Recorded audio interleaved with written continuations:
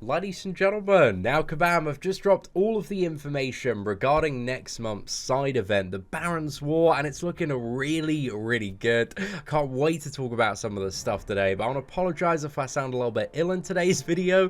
You'll notice I didn't really upload much yesterday, man. Yesterday afternoon I was feeling terrible, and today I've been feeling horrible as well. I've been in bed till like 3 o'clock today, lads, and it's not a good time to get ill, boys. It is not a good time to get ill at all, but hopefully your boy's going to be fine, mate. We'll be absolutely fine. I don't want to be ill on patch week as well, because it's like my favorite time of the month.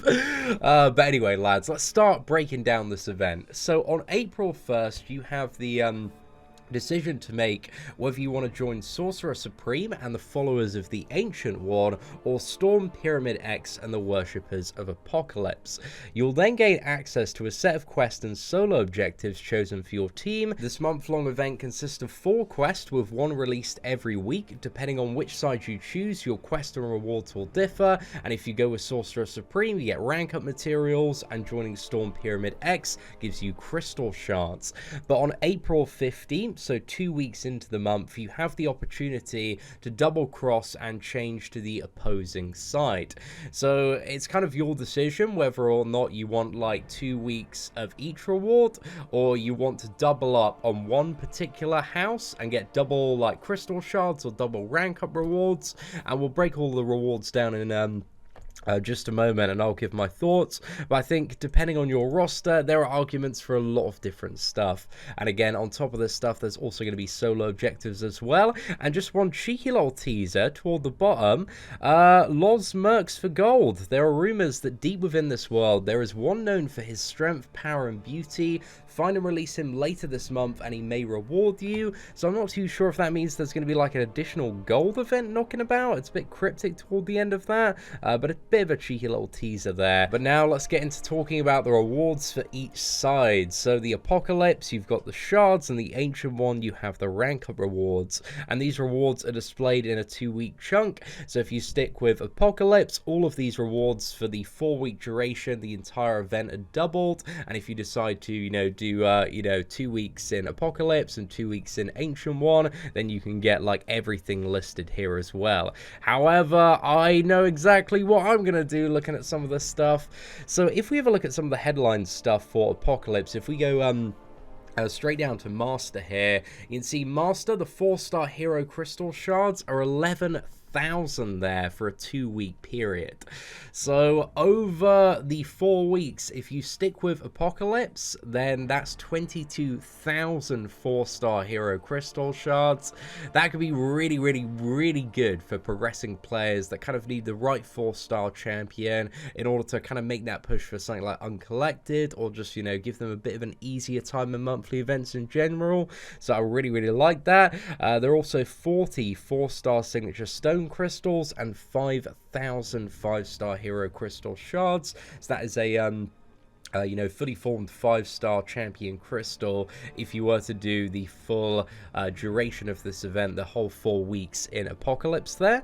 And then we've got Epic, so you get 1,000 6-star hero crystal shards and 11,000 5-star hero crystal shards. So if we double both of those, if you want to commit to the full 4 weeks, we have 2,000 6-star shards and 22,000 5-star hero crystal shards, and also 20 5-star sig stone crystals. So if you double that for the 4-week duration, that is 40 there. So overall, there are some pretty solid arguments to go Apocalypse, because it's like 11 4-star hero crystals, 3 5-star champion crystals as well, and a good old chunk of 6-star hero crystal shards.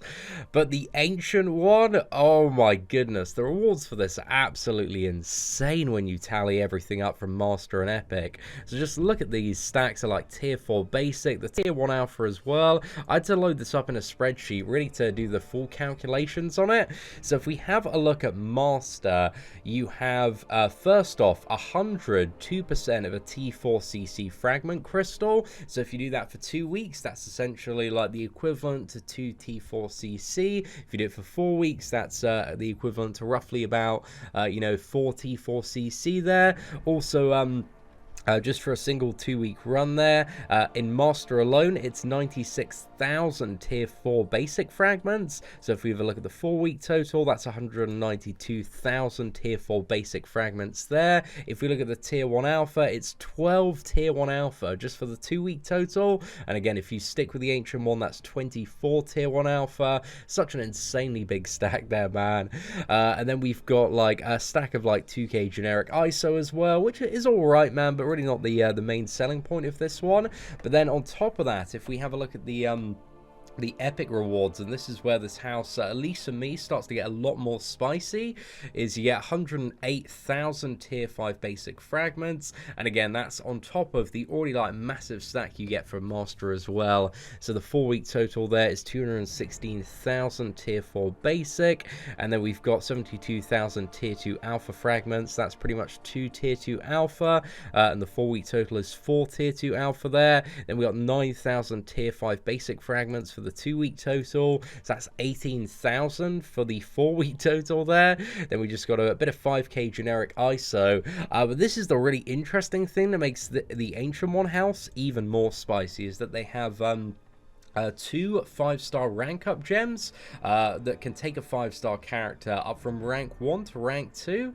So if we have a look at the value, and I'm going to assume that as well that these are generic and they're not a crystal to open, because if they were a crystal, it'd say like rank up gem crystal instead. So again, there are 2 of these, but again, if we have a look at like the value of those, because 1 5-star rank up gem is 5 tier 1 alpha, the equivalent to, and also 2 tier 4 basic and 3 T3 CC. So if we have a look at 4 of those, if you commit to the 4 weeks, that is the equivalent to 20 tier 1 alpha, 8 tier 4 basic, and 12 T3 CC.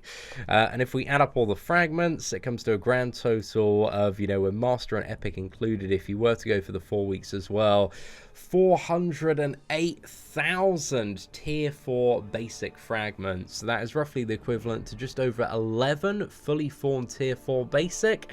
And if we add up kind of everything together, including the value of the 5-star rank up gems as well, because we've got 24 tier 2 alpha there, 20 tier 1 alpha in the rank up gems, it comes to like 44 tier 1 alpha, 19 tier 4 basic, 4 tier 2 alpha, and 18,000 tier 5 basic. So if you need rank up materials, then the Ancient One is really, really good to go for.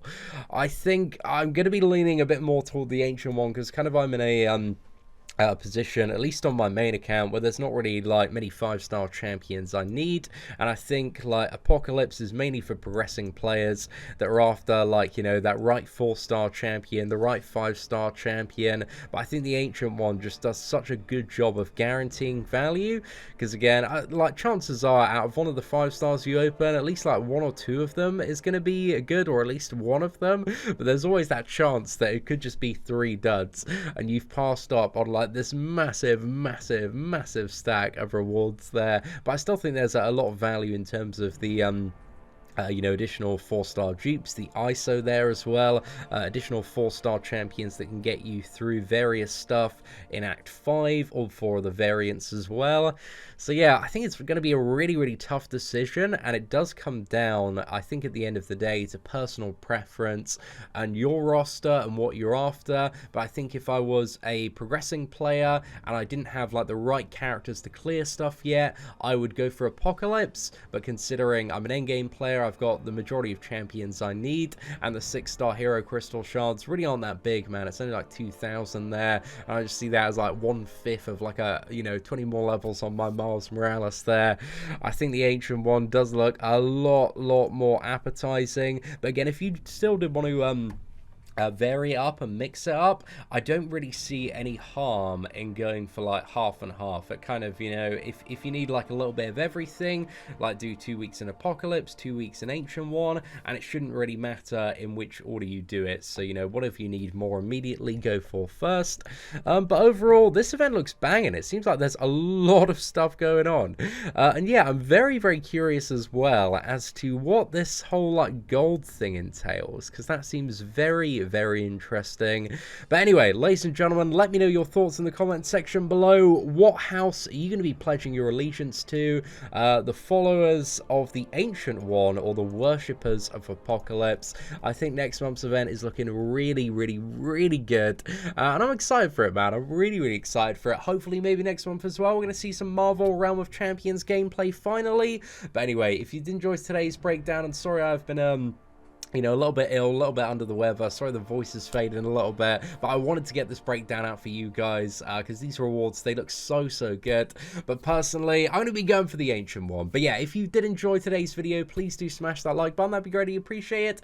Take care, and I hope that you have an absolutely fantastic day.